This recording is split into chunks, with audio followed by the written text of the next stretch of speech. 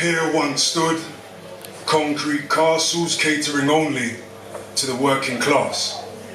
The concrete has now been replaced with big, thick, sleek sheets of glass, allowing us to have a peek at the living standards of the other half. Murder Mile isn't screaming murder anymore. The blood stains have now been replaced with coffee strips. I remember scrounging around after school for £1 just so that I could buy a box of chicken and chips. So now you mean to tell me it's £5 for a cup of beans? Are you taking a piss? Come on. Come on. Obviously, something here is gonna miss. CSI Clapton, a boy was stabbed and run into one of those new hipster pubs, and the owner had the cheek to tweet this. Due to the events on Lower Clapton Road this evening, unfortunately we will have to close. Hashtag welcome to Hackney. Some kid got stabbed over the road and decided to run into ours. Great look for our first week. The owner seemed less concerned about the boys' well-being and more concerned about their profits for the week. Only their pockets profit whilst rising rent rates leave smaller family businesses out of pocket.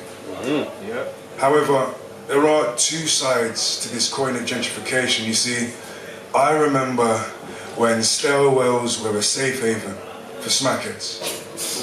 I remember when the estates were plagued with long, prickly things addicts would use to inject their high into their veins.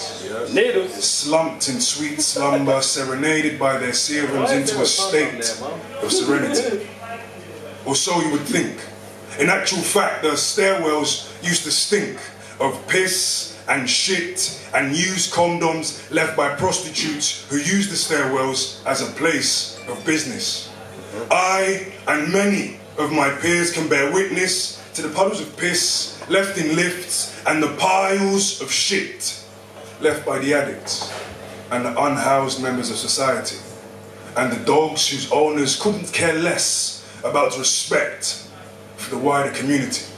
This was before Hackney Council put in better security locks and we had to open our doors with fob keys, before the introduction of the 24-hour concierge and CCTV, before the influx of the wealthy using mummy and daddy's money to buy property. There was Hackney, the cultural melting pot. Urban, gritty, and poor. I'm not a fan of the new Hackney. And as for the old one, other than feelings of nostalgia and familiarity, there was nothing to like. That's the piece done, yeah?